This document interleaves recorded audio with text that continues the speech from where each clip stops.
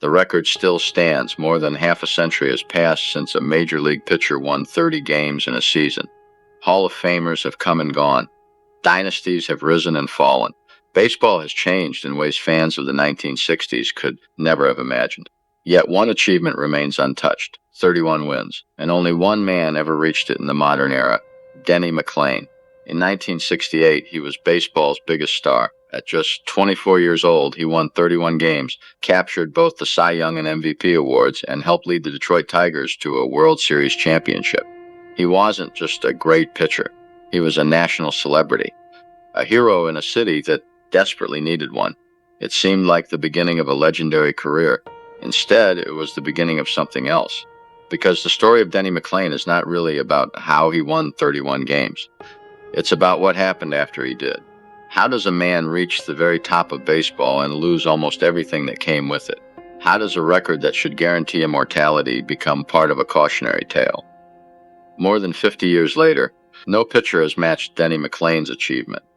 But that isn't why baseball still remembers him. Baseball remembers him because his story proves a difficult truth. Reaching the summit is hard. Staying there can be even harder. This is the story of Denny McLain, the last 30-game winner, and the price he paid for standing alone at the top.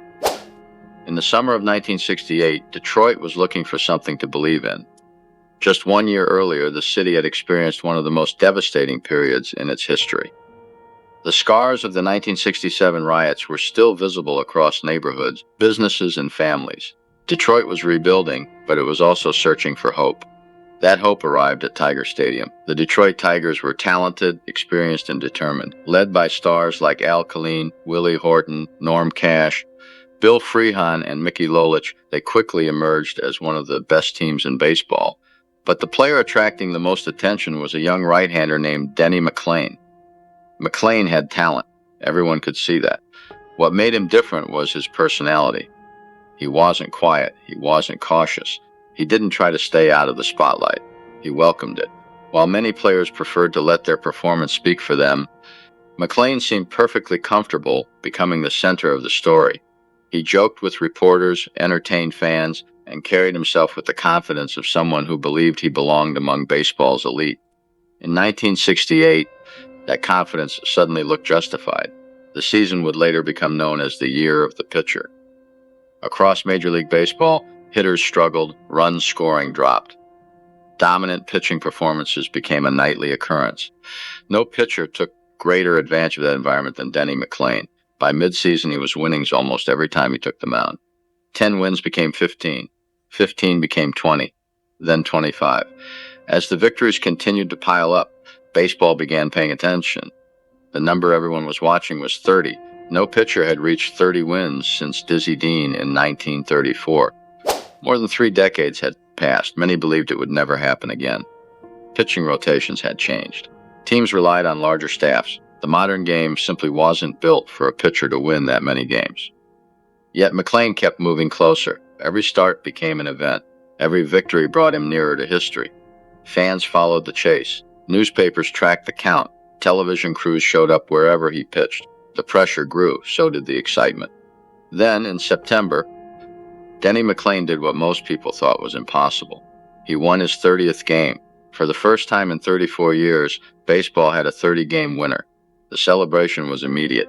But McLain wasn't finished. Before the season ended, he earned one more victory, number 31. More than half a century later, nobody has matched it. Not Tom Seaver, not Steve Carlton, not Roger Clemens, not Greg Maddux, not Randy Johnson, not Pedro Martinez, not Justin Verlander. The record still belongs to Denny McLain. And as extraordinary as the achievement was, the season itself was even bigger. McLain finished with a .316 record and became the dominant figure in the American League. He won the Cy Young Award. He won the Most Valuable Player Award. Most importantly, he helped carry Detroit to the World Series. For the city, the Tigers became more than a baseball team. They became a source of pride, a symbol of unity, a reminder that better days were still possible. And at the center of it all stood a 24-year-old pitcher who seemed capable of anything. Denny McLain had reached the summit of baseball. The victories, the awards, the fame, the championship opportunity. Everything he had worked for was finally within reach. But history would soon reveal a truth that nobody wanted to see. Winning 31 games was the easiest part of Denny McLain's story. What came next would define his legacy forever. By the fall of 1968, Denny McLain was no longer just a baseball player. He was a celebrity. In an era before social media, before 24-hour sports networks, and before athletes built personal brands online, McLain had become something rare. He was one of the most recognizable athletes in America. Fans wanted to hear him. Reporters wanted to interview him. Television shows wanted him as a guest. Everywhere he went, attention followed. And unlike many athletes, he seemed to enjoy every second of it. McLain was talented enough to dominate baseball, but his personality made him impossible to ignore. He played the organ. He cracked jokes with reporters. He spoke with a confidence that some people found refreshing and others found excessive. Either way, people talked about him. For a sport that often celebrated quiet professionalism, Denny McLain stood out. The spotlight didn't make him uncomfortable. It energized him. As his fame grew, so did the expectations. The Detroit Tigers had not simply reached the postseason. They had reached the World Series. Waiting for them were the defending champion St. Louis Cardinals, a team loaded with talent and led by another legendary pitcher, Bob Gibson. If McLain had become the face of the American League, Gibson had become the face of the National League. The two pitchers symbolized the greatest season of pitching dominance baseball had ever seen. Sports writers loved the comparison. Fans debated who was better. The World Series seemed destined to provide the answer. Instead, it reminded everyone that baseball rarely follows the script. Gibson was magnificent. In Game 1, he delivered one of the greatest postseason performances ever seen, overpowering Detroit's lineup with a record-setting strikeout performance. Meanwhile, McLain struggled to match the expectations that surrounded him. The pitcher who had dominated the regular season suddenly looked human.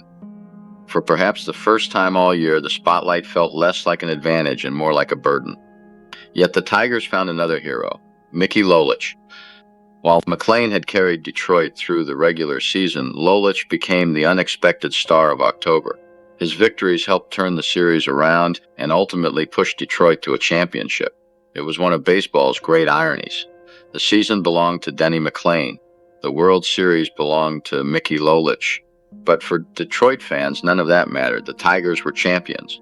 For a city that had endured so much in recent years, the victory felt larger than baseball. The celebration stretched far beyond Tiger Stadium. The championship belonged to Detroit, and Denny McLain remained the face of it. At 24 years old, he had accomplished more than many players achieve in an entire career. He had won 31 games. He had won the Cy Young Award. He had won the MVP award. He had won a World Series championship. And he had become one of the most famous athletes in America. From the outside, his future looked limitless. The Hall of Fame seemed possible. More championships seemed likely. More awards seemed inevitable. Everything suggested that baseball was witnessing the beginning of a legendary career. But success can create its own dangers. The same confidence that helps an athlete reach the top can sometimes convince him that the rules no longer apply. The same fame that opens doors can also create distractions. The same spotlight that celebrates greatness can expose every mistake. In many ways, Denny McLain had become exactly what he always wanted to be. Powerful, famous, admired, important. The problem was that life at the top of the mountain is different from the climb. The higher a person rises, the more people are watching.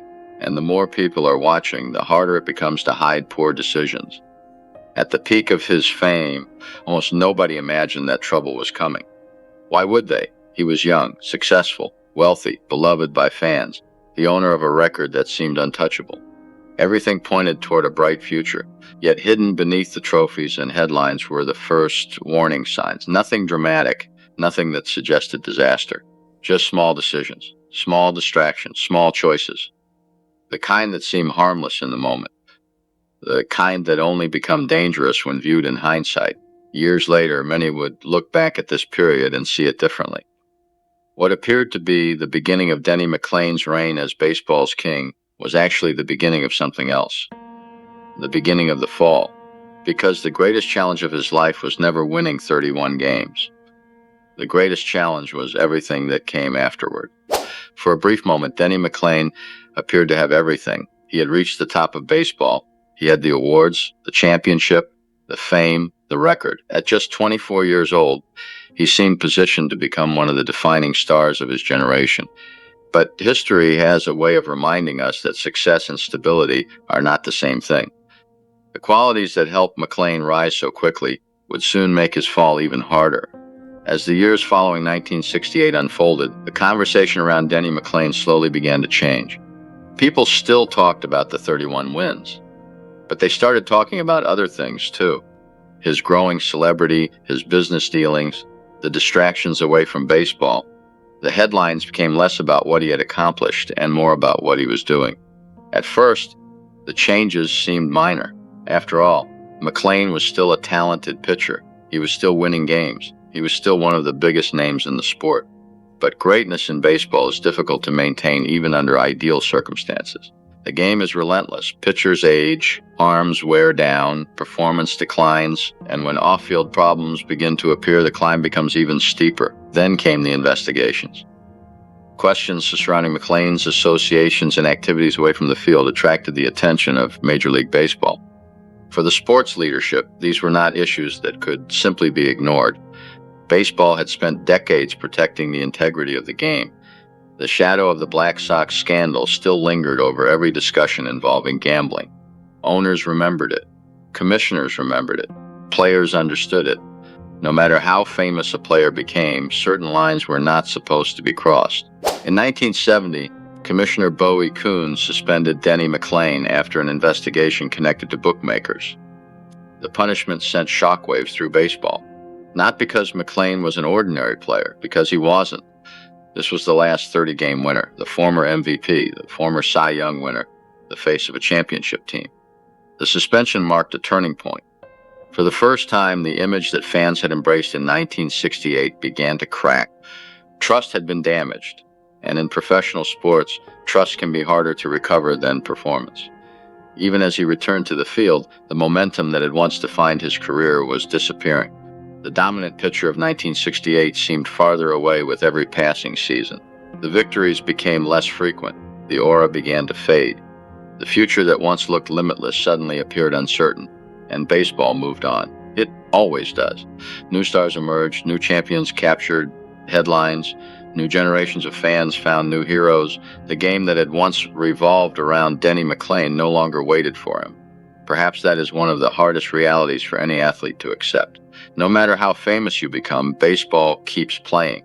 The crowds keep cheering, the seasons keep changing. Eventually, every player becomes part of history. For McLain, that transition happened far sooner than anyone expected.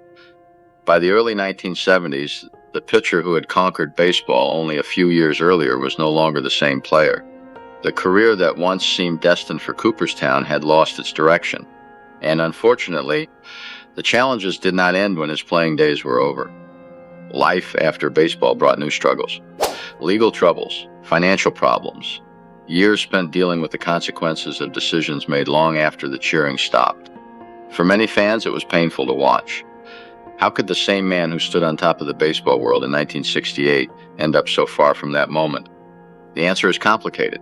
Part of it was baseball. Part of it was fame. Part of it was circumstance. But much of it came down to choices. The choices people make when success convinces them they are untouchable. The choices people make when they believe tomorrow will always look like today. The choices that seem small in the moment but grow larger with time. That is what makes Denny McLain's story different from most baseball stories. This is not simply the story of a player who declined. Every great player eventually declines. This is the story of a player who reached a place almost nobody has ever reached and then watched much of it slip away. The records survived. His reputation did not. The achievement survived. The image did not. And that contrast is what continues to fascinate baseball fans decades later. Because when people hear the name Denny McLain, they don't think about just one story. They think about two, the rise and the fall. One of baseball's greatest triumphs, and one of its most enduring cautionary tales. More than 50 years have passed since Denny McLain won 31 games. Baseball has changed dramatically since then. Pitchers throw harder, bullpens are deeper. Analytics influence every decision. The game barely resembles the one McLain dominated in 1968, and yet one thing remains unchanged. No pitcher has matched his achievement. 31 wins. the number still stands alone. For some players, a record like that would define an entire legacy. With Denny McLain, the story is more complicated because baseball does not remember him for only one reason. It remembers the triumph, and it remembers the warning. It remembers the young pitcher who helped lift a city searching for hope, the superstar who became the face of a championship team, the last man to accomplish something that generations of pitchers have chased and failed to repeat. But it also remembers what happened after the cheering stopped, the controversies, the suspensions, the opportunities lost. The difficult truth that greatness on the field does not guarantee happiness, wisdom, or stability away from it. That is why Denny McLain remains such a fascinating figure in baseball history. His story contains both the dream and the lesson. The dream is obvious. For one unforgettable season, he stood on top of the baseball world. The lesson is harder to accept. Success is not the finish line. Sometimes it is the beginning of an entirely different challenge. Perhaps that is why baseball still remembers Denny McLain today. Not simply because he won 31 games, not simply because he made history, but because his life reminds us how fragile greatness can be. Records can survive, fame can fade, achievements can last forever, reputations can change. More than half a century later, Denny McLain remains the last pitcher to win 30 games in a season. That record may never fall. But the reason baseball continues to remember him goes beyond a number.